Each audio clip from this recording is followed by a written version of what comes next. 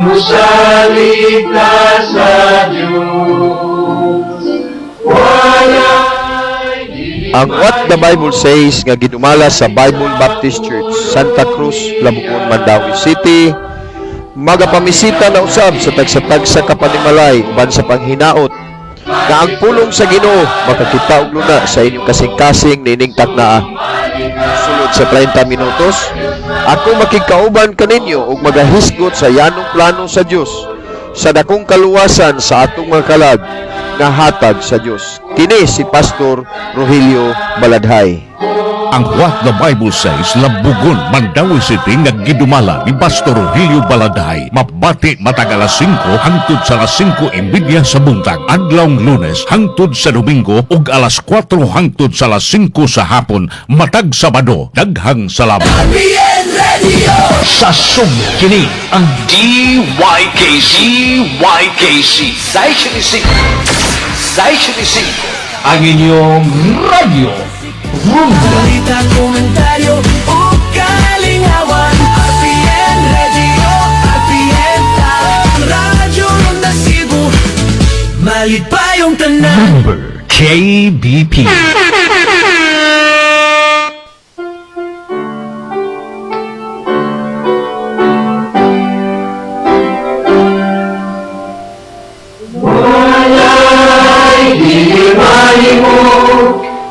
musalig ka sa Diyos, walay Ang What the Bible Says nga ginumala sa Bible Baptist Church, Santa Cruz, Labugon, Mandawi City, magapamisita na usab sa tagsatag sa kapanimalay uban sa panghinaot nga ang pulong sa Ginoo makakita og luna sa inyong kasing-kasing nining taknaa.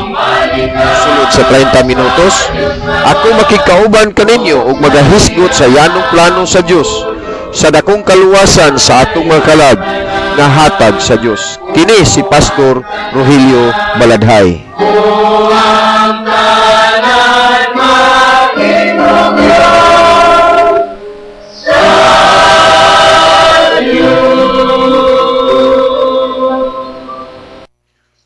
Salamat sa Ginoo sa manindot nga kahigayunan nga din kita makapadayon na usab sa paghatog pagdalas pulong sa Ginoo dinis atong tulumanon. What the Bible Says. Kumusta adlaw nga Martes karon pitsa 4 sa buwan sa Agosto ug salamat nga Ginoo gihapon naghatag usa ka manindot kanato nga kabuntagon. Mayong buntag sa tanang suki natong tigpaminaw dinhi sa 20 City ka barangay sa Mandawi. Mayong buntag sa diay ni Carmelito or ni Dodong Kubiko o ni Ma'am Asusina Kubiko diha sa Latasan, Labugon. Mayong buntag ma'am or mayong buntag sa Bradong. O mayong buntag sa ni Sir Anthony de Lima III diha sa Salawaan 2, Talisay City. Kumusta? Badironi, Bradon, maayong buntag. Ma'am Grace Bulano, de Aspilit, Bakilid, Mandawi City. O Bader, may buntag sad ni Brad Carlos Ignali, de Ascanduman. O Bader John Aribalo, diha sad sa Tabuk, maayong buntag. O ni Brother Jis o ni Ma'am Heidi Kabingatan, maayong buntag. Wag yun ta kahimo og itong paglakaw gahapon nak-endorse kay ni Uwan yun, no?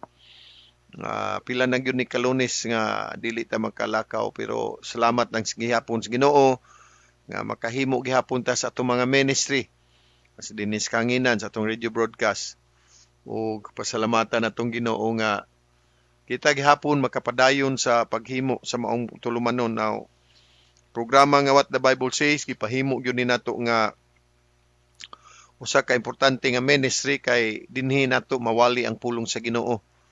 No, maying buntag sa diay ni Sereni Teleron diya sa Ibabaw, Mandawi o ni Ma'am Jane. Hinaot ko nga namos maying kahimtang sa panglawas. Maayong buntag sad sa atong mga suking tigpaminaw diha sa northern part sa Cebu, diha sa Konsolasyon, Liloan, diha sa Tayod Konsolasyon ug sa Tayod Liloan, maayong buntag.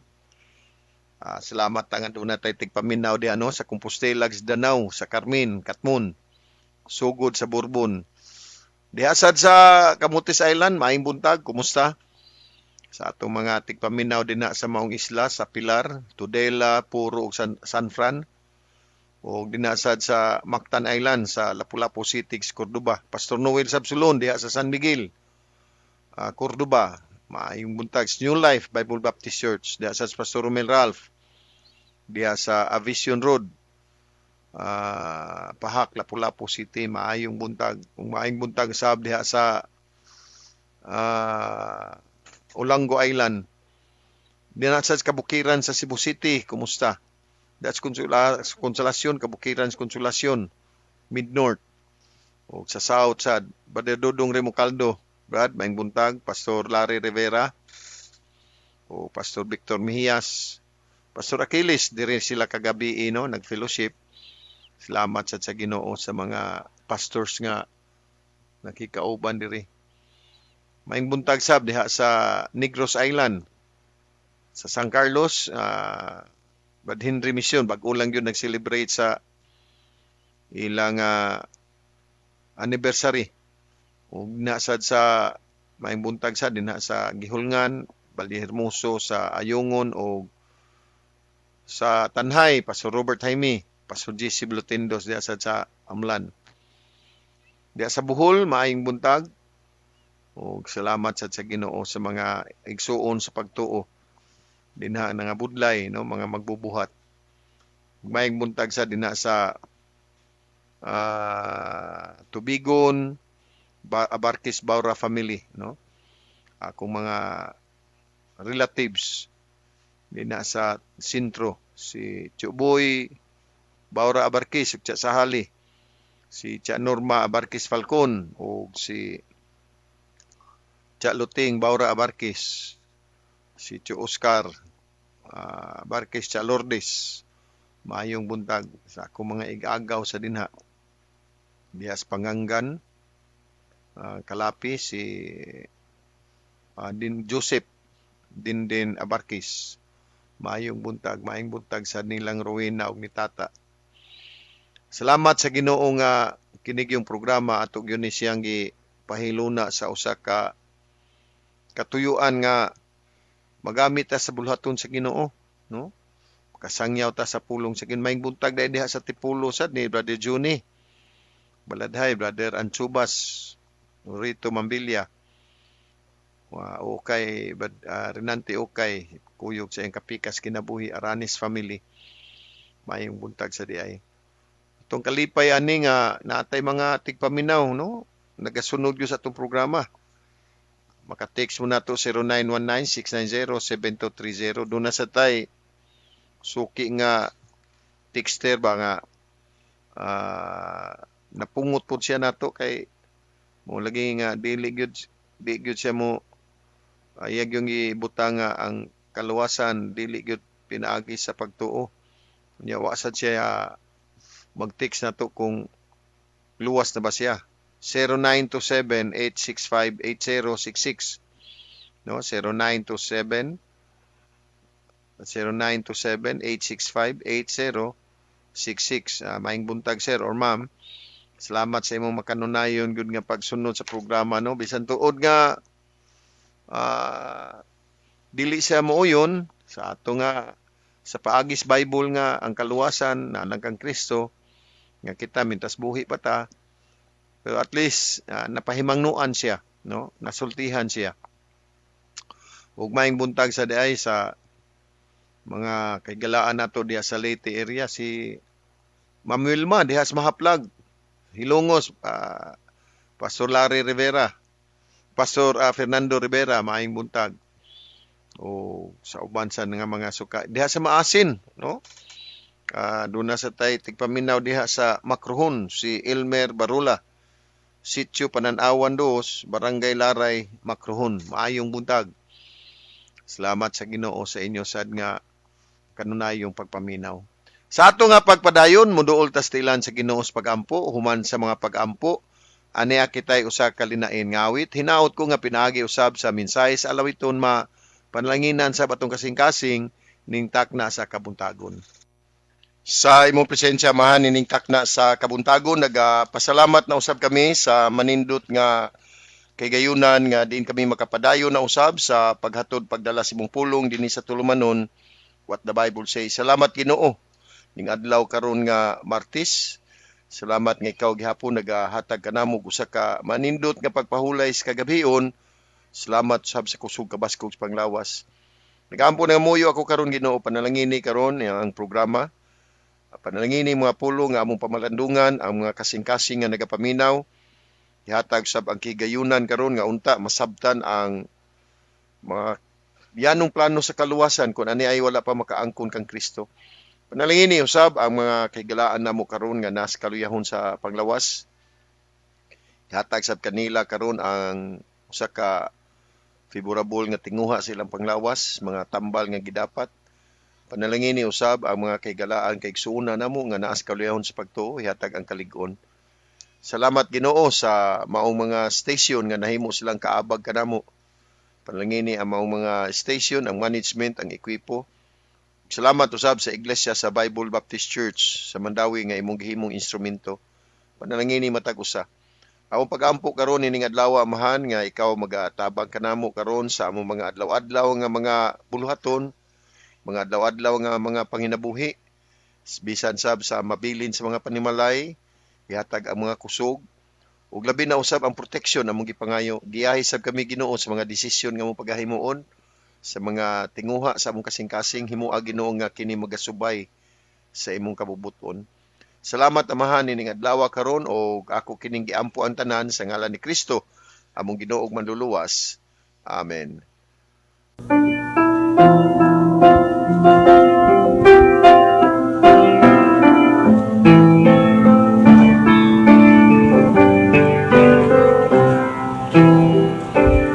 Kung handungan ko ang kagahapon, dawang kinabuhi dili masaysay, punos pangandoy, way katagbawan, sa sanaunipon walay kalipay, apan walay pagmahay, kinabuhi ko karon, kini madagayaon, hatag ni Jesus Kristo, pulong niya nag-ingon, dili ka pagkulangon, imong kinahanglanon, tagbawon niya.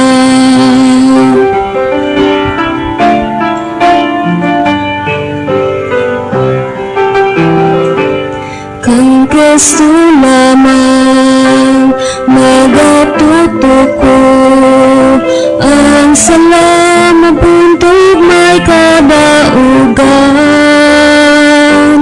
mga pangandoy dunay paglaom, bagong kinabuhi may katagbawan, apan walay pagmahay, kinabuhi ko karon, kini madagayaon, hatag ni Jesus Kristo, pulong niya nag-ingon, dili ka pagkulangon, imong kinahanglanon, tagbawon niya, imong kinahanglanon, tagbawon niya.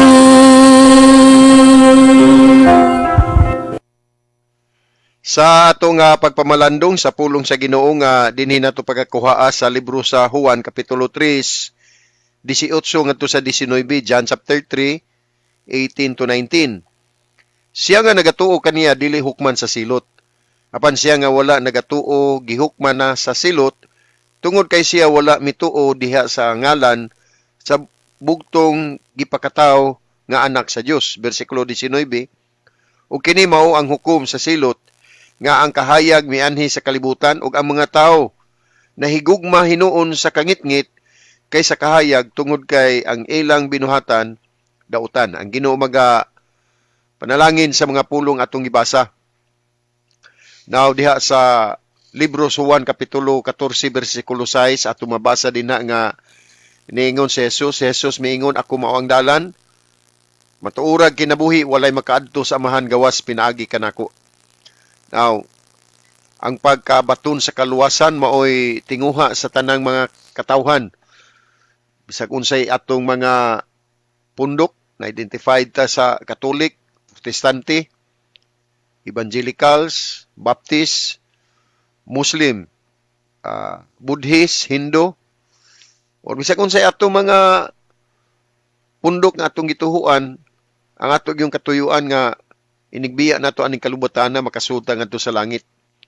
Ug mao kana nga ang uban maghimo sila og mga maayong butang kay mo may gitudlo sa ilaha nga maghimo lang kag maayong butang, ini kamatay nato magantihan gyud tag langit. Doon na say uban nga moingon sila nga maghimo ka og maayo nga magpadayon lang gyud ka, no? Padayon lang. Padayon sa panghinaot, padayon sa paningkamot kay basin matagaan ka sa langit. Pero alang kanato nga diin nakaangkon na tas kaluwasan, ang pagadto sa langit mo'y usa ka kasiguruhan nga butang nga atong nadawat sa diha nga misalig ka ni Kristo. Sa teksto nga atong gibasa ningon siya nga nagatuo kaniya kang Kristo dili hinukman sa silot. Apan siya nga wala nagatuo gihukman na sa silot. Sa ato pa kung ang tao di ay nituo kang Kristo, nisalig ni Kristo, dili na siya hinukman sa silot. Apan ingon siya nga wala nagatuo gihukman na sa silot. Sa ato pa mintras di apa ka sa kalibutan, kung wala ka mutuo ni Kristo, dili gyud ka kasud sa langit, gihukman na ka sa silot. Tungod kay siya wala mituo diha sa ngalan sa bugtong gipakataw nga anak sa Dios. Sa bersikulo 19 ningon siya, o kini mao ang hukom sa silot. Nga ang kahayag mianhi sa kalibutan ug ang mga tao nahigugma hinuon sa kangitngit kay sa kahayag. Tungod kay ang ilang binuhatan dautan man. Sa ato pa adunay gitawag nato pagsalikway, rejection. So nining ka buntagon, magapamalandong kita karon ang pagsalikway ni Kristo mo'y pagsalikway kanato sa paagi, sa bugtong paagi nga kita makasud sa langit. Kung ang tao di ay dili mutuo ni Kristo, bisan sa gamay higayon dili gyud siya makasud ngadto sa langit, no? Mao kana nga ang pinakaimportante nga desisyon nga pagabuhaton sa usa ka tawo mao ang pagkabato ni Kristo diha siyang kinabuhi. Kay kung dili ka magtagad, dili ka manumbaling, ingon siya sa Hebrehanon 4, saon nato, Hebrehanon 2, saon nato sa pagpakaikyas kung dili ta manumbaling sa maong dako nga kaluwasan, Hebrehanon 2:3. Sa ato pa kung ang tao di ay dili magtagad, kung ang tao di ay dili huna-huna, dili mangandam, dili gyud siya makasud sa langit. So rejecting Christ is rejecting your only way to heaven. Kung ang usa ka tawo di makasud sa langit tungod kay imong gisalikway si Kristo, o lain ang paagi nga imong gituhuan, nagtuo ka nga makaadto ka sa langit tungod kay naghimo kag mga maayong butang sama sa mga pagtulunan nga atong madunggan. Now doon natay mga butang nga gikinahanglan nga nagpahimangno kanato mahitungod sa pagsalikway ni Kristo. Una, atong tan-awon ang pagkatinuod sa sala, the reality of sin.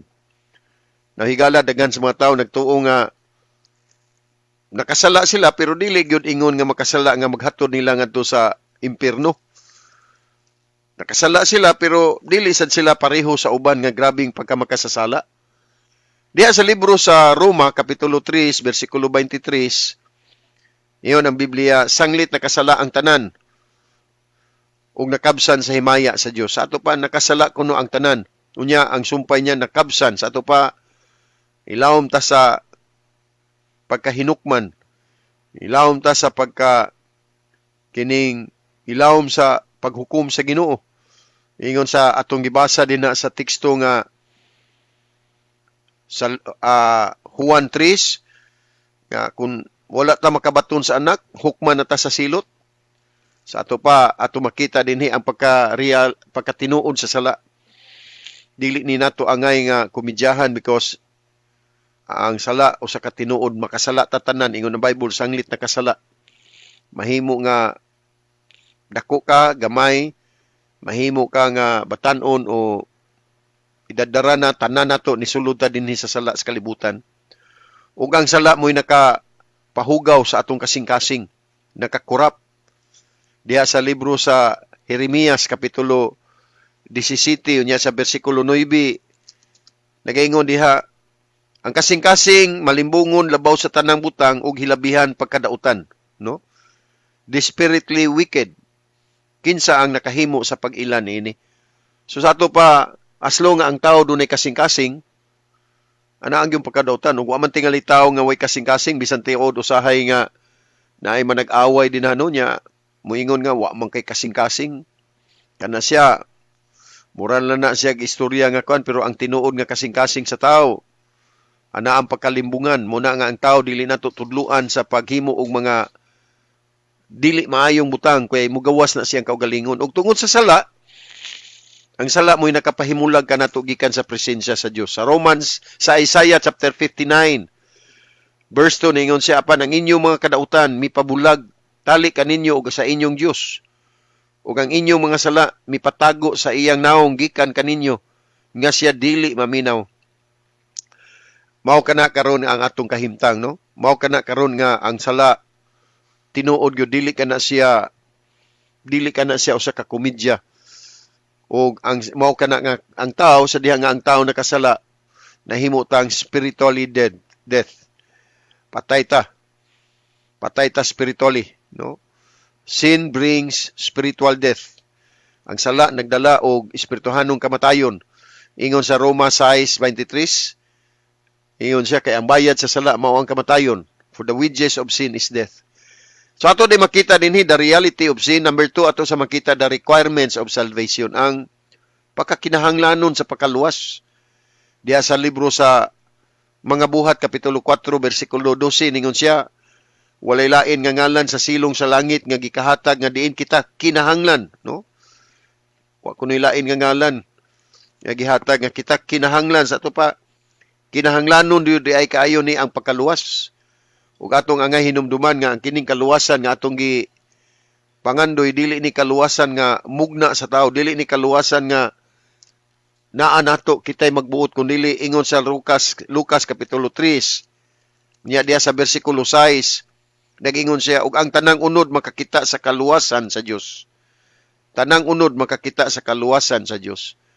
So ato di makita nga si Kristo lang ang makaluwas sa mga makasasala. Higala dili ang imong pagkarelihiyoso, dili ang imong pagkamembro sa usa ka simbahan, dili ang imong pagka masinundanon sa mga lagda sa simbahan. Mo'y makaluwas kanato kundi gikinahanglan si Kristo lang ang makahatod kanato nga mahibalik ta dinha sa presensya sa Dios, reconcile. Diha sa 1 Timoteo kapitulo 2 unya diha sa bersikulo 5, sa 1 Timoteo kapitulo 2 unya sa bersikulo 5 nagingon ang maong bersikulo, kay adunay usa ka Dios ug usa ka tigpatiliwala tali sa Dios ug sa tao, ang tao nga si Jesucristo. Sa ato pa wala kunoy lain nga nagpataliwala kanato, si Kristo lang. Mao kana nga si Kristo mo naghatag kanato og katubsanan, no? Siya mo'y naghatag kanato katubsanan sa Colosas kapitulo 1 nya diha sa bersikulo 14. Ato mabasa dinha nagingon siya, diha sa kang kinsa kita adunay katubsanan pinaagi siyang dugo bisan ang kapasayloan sa mga sala. Diha kaniya kita adunay katubsanan. Sa ato pa dahi higala gikinahanglan gyud nga maluwas ta kay makasasala ta.